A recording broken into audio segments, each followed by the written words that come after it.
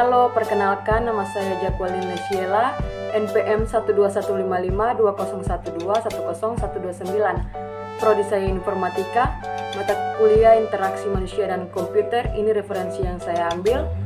Saya dari Universitas Kristen Indonesia Maroko.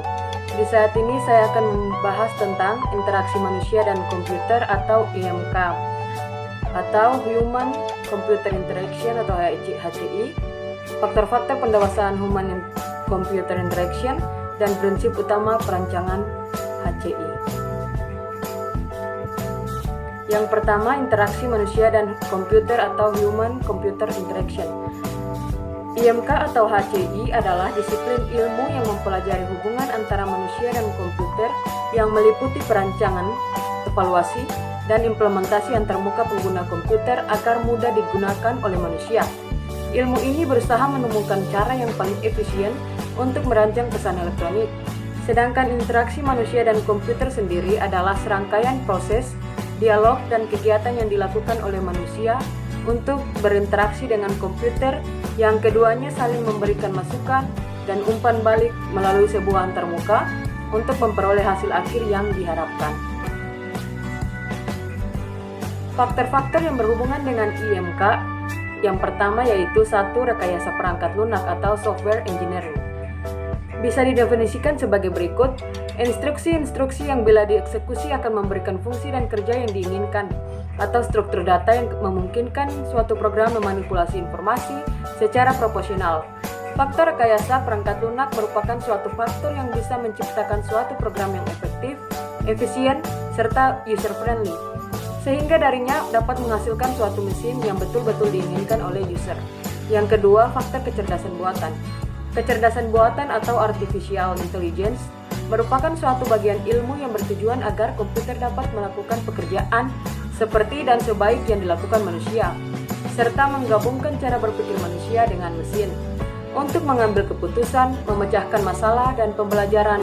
Faktor ini mempunyai peran yang sangat penting dalam pengembangan HCI dalam masa yang akan datang, di mana diharapkan akan tercipta suatu sistem yang betul-betul handal, canggih, dan menyerupai pola pikir manusia.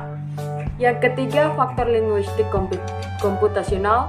Peran bahasa yang digunakan sebagai antarmuka sangatlah penting agar user lebih menggunakan sistem itu dan tidak terjadi kesalahpahaman di dalam menggunakannya. Dibutuhkan suatu komposisi bahasa yang sangat baik yang dapat dengan mudah dimengerti oleh user. Yang keempat, faktor psikologi.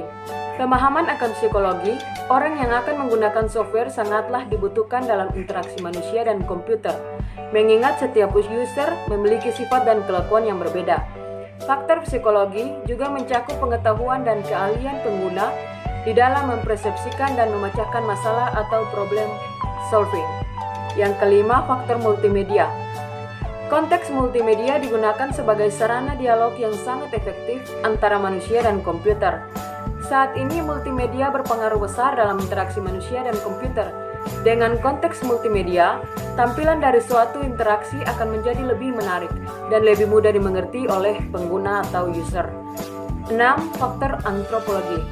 Faktor antropologi memberikan gambaran tentang cara kerja kelompok yang masing-masing anggotanya diharapkan dapat memberikan kontribusi sesuai bidang masing-masing.